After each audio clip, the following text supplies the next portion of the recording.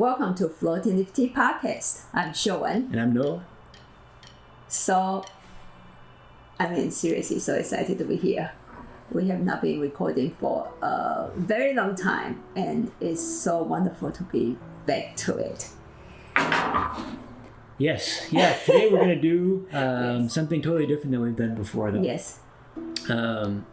We've been thinking a lot about how we want to come back to do online educational content and classes. Yeah. And we've been talking about incorporating a video element or not, and then having all the different cameras and things, and we just decided that make it as simple as possible so that we can actually record some stuff, because we've been more busy than we've ever been before. Yes. In the last 6 months or so, which is great. But we just wanted to record some videos and talk about teas that we're selling right now. Where we found the teas, what we like about them, and then also maybe some brewing tips to make them taste better at home. Whatever comes up, it will be recorded in a video for you. And so the goal is to share our love of tea with you, share some tips that we think is useful, and so that when you purchase our tea, you drink it at home, the tea becomes even more beautiful for you. That's really the sincere goal that is coming from us. So today, let's start with Satin Doll. Good, because when I pronounce the name, it will be Satin Doll. It's the same. Oh, cool. Yes. So, cool. Yeah, so this tea is a new garden for us. Actually, a new garden in general. A friend of ours, the person who does the Diva tea, the Diva High Mountain Super Diva, Babin Diva. Also, the Gaba Oolong. The Gaba Oolong, yes. He started renting this land a few years ago, growing tea there. It's in Shueba Sanmai, in the northwestern corner of the Taiwanese mountain range. What struck me about it is that the land just feels really fat still. Like you can really taste the influence of the earth around the tea plantation. It's also processed really well. He's expert, and he's very exacting in his processing, what he wants out of the craftsmanship. And it's quite picked on the tender side. In our future tea videos, when we talk about the teas we sell, we are hoping to incorporate the elements of first thing, what are we seeing in this tea, in a specific tea. Second thing is we want to talk a little bit on the tea brewing, and if the tea is maybe there's a little bit tips that we see that will actually make the tea taste not so good or much better, then we're gonna incorporate into the video for you to view, and then for you to experiment the process at home too. Because seriously, the goal is, I'm really hoping the tea will taste better at your home. So let's first look at the tea, okay? Like taste the tea and then look at this tea.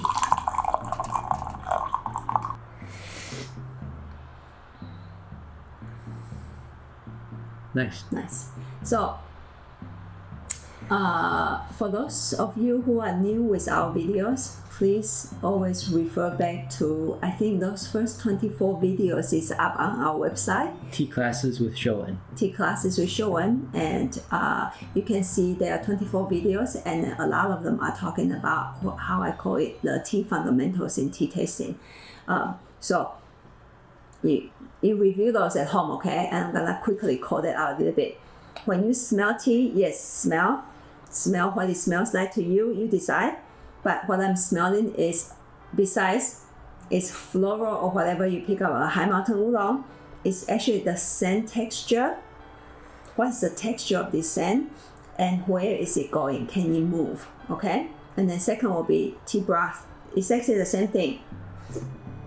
It tastes like this, etc., etc. Don't stop there. What is the texture of this liquid, and where is this liquid going? I am very big on when the tea has the ability to move, make it move. So right now in this liquid, it's soft Some people then refer it to creamy or buttery. Land on my tongue, spread to the side, loop underneath just a tiny little bit today on the tea infusion 1. It might loop more because the second one, the bouquet brew to the top, fill in all my mouth, etc., etc. Seriously, keep doing like this, okay? A very beautiful, elegant tea.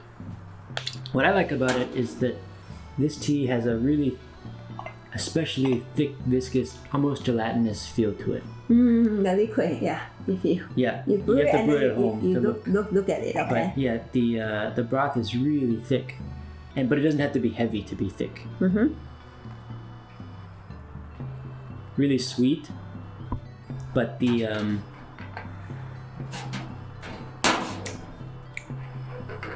when you're tasting High Mountain Oolong, they taste always fairly similar because it's always the same cultivar in the same range of elevations, but the difference comes out in where it's grown, and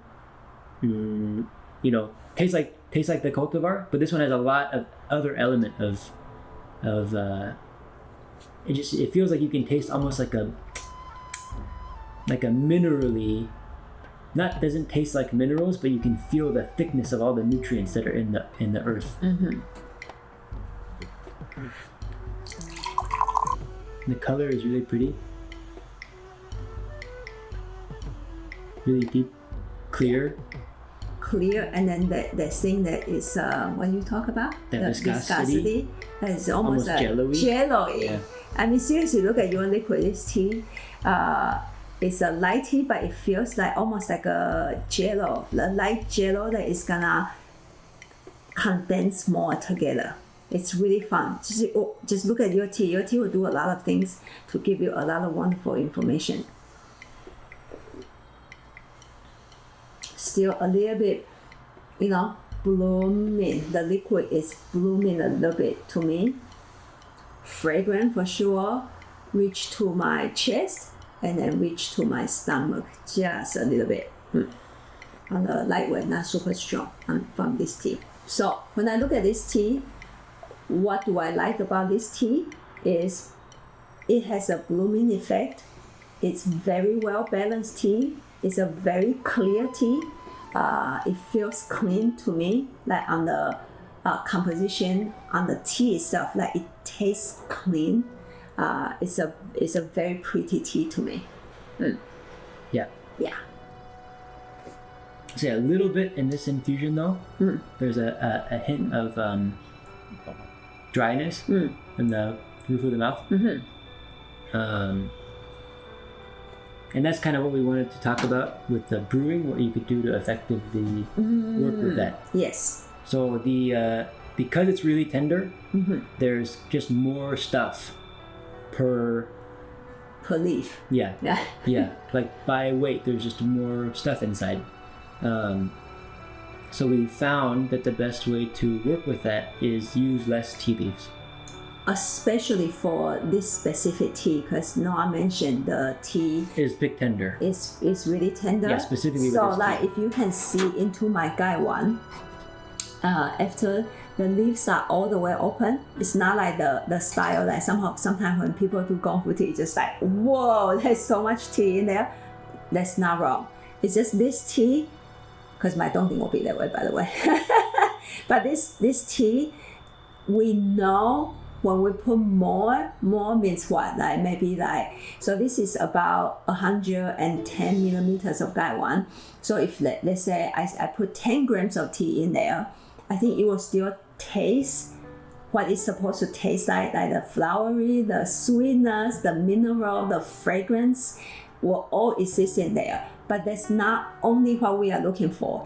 We are looking for the liquid. Can it still maintain the fluffy, the spreading, the not that dry, that extremely dryness that show up from the tea. It's not all the tea that you have to put less so that it's not dry. I'm gonna go back to Dongding one more time. Dongding, I put a lot of tea leaves, like 10 grams, for example. Then there's a dryness, but it's so bold and so focused, it doesn't bother me. But if this tea, I put 10 grams in there, then the dryness will be like spreading all over my mouth, like on the top of my roof that you just mentioned. It can be on the side, on the bottom, like in too many places. I find the best way to describe this is that there's a high amount of density. It's highly dense. Too dense for the aroma to pass through. So it doesn't bloom anymore. Beautiful. Thank you. Do you find that to be true? Yes. Yeah. The broth itself, not inside of the gaiwan, but when you're drinking the tea broth, it feels in your mouth so dense that it doesn't have ability to open in the blooming kind of sensation any longer.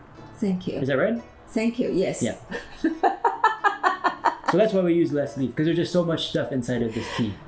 It's also this tea, the red edges are really nice and well defined, not overly red into the leaf. Look.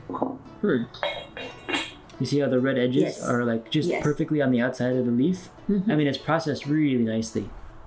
Really full flavor without being heavy in any way. Another thing that can really help with a tea like this that's so tender is pulling your water stream a little bit higher. Okay, let's do this and try a little bit, okay? To help to oxygenate the water a little bit more. Yeah. And then it actually does cool it down just a touch before it hits the leaf, which is not a bad thing for a really tender tea like this. Yes. We'll go back to that subject. We are very into temperature. Yeah. And people always ask us about temperature, but we don't compromise the beginning temperature to pour to brew the tea. So the beginning temperature, maintain it 100 Celsius if you can. However, this tea, we keep emphasizing that it's tender, it's young, there's a lot of things that got packed inside of one leaf. Try not to hurt it, try to let them come out. We do reduce the temperature, but not from the tea kettle, it's from the brewing. Another way to say that, I think, is that good. Thank you. We're not actually trying to reduce the temperature. We want to keep the spike all the way up to as high as we can get it, but we want it to go down as quickly as possible with a tea like this. The spike in temperature is okay if it hits. It's good if it hits really high. Yes. But with the dongding, maybe you want to keep it there for longer. And with a tea like this, you want it to drop off really quickly. Yeah. Which is why we're also using a thin-walled porcelain gaiwan. Gaiwan, yes. Yeah. So I'll lower it just a touch higher. Okay.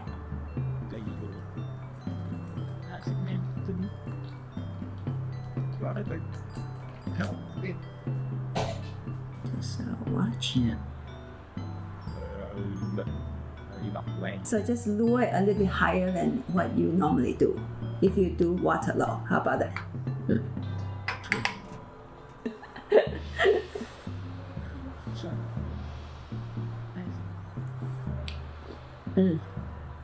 Smooth this time. Yes, and rounder. Just because how I pour the water in just change just a little bit different to fit in the tea. Yeah, this feels like the whole liquid feels more like a whole liquid. Does that make sense? Yeah, I think it's like, and then the initial bouquet doesn't feel stronger, but it's actually packed in there, and then the aftertaste, wow, I really have to say, wow. Yeah, wow. The tea is excellent. We really like this tea. We just sometimes notice that if you brew it in a certain way, it can have some hard edges that we like to just use a little bit more finesse. So let's recap this, right? This is Satin Doll that we are brewing, and we notice compared to a lot of our other high mountain oolongs, the leaves are more tender. Picked younger.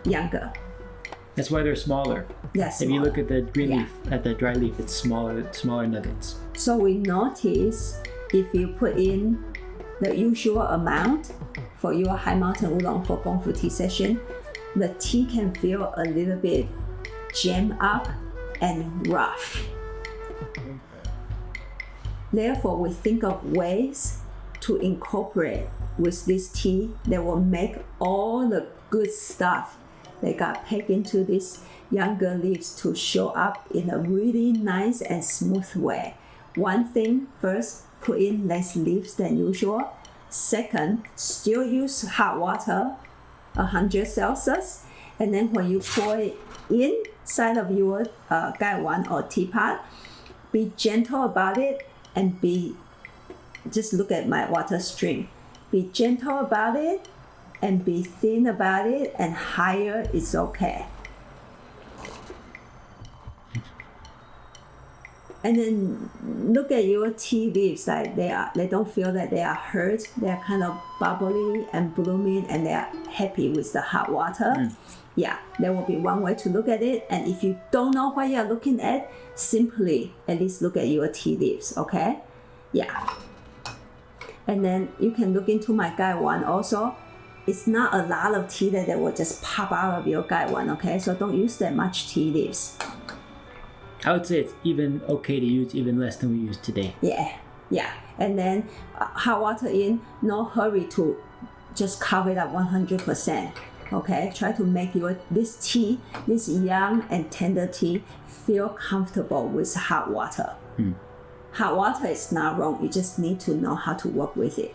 And then with that result, with that brewing process, we noticed that this tea will still own that typical high mountain, wonderful bouquet, wonderful expression of blooming liquid, soft, and aftertaste. It's just so beautiful presented.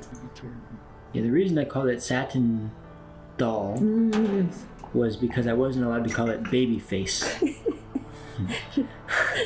But it doesn't feel like a high mountain. Baby face doesn't feel like a high mountain. But I wanted to call it something to make it feel I love baby face. Tender and soft, but also the broth is really silky. So I landed on Satin Doll. Yeah, if you bring your babies to my shop, the first thing I want to do is to squeeze the face because it's so just squeezable.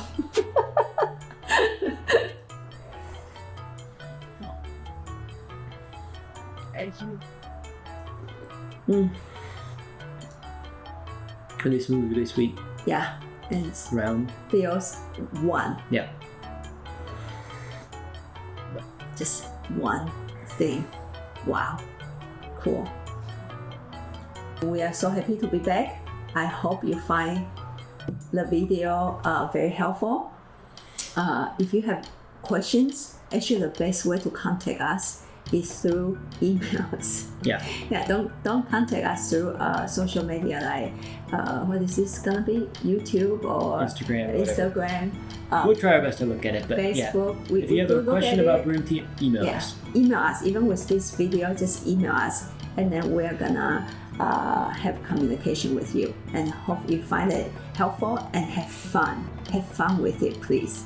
Thank you, and we are coming back with the next video. See you next time. Bye-bye. Bye.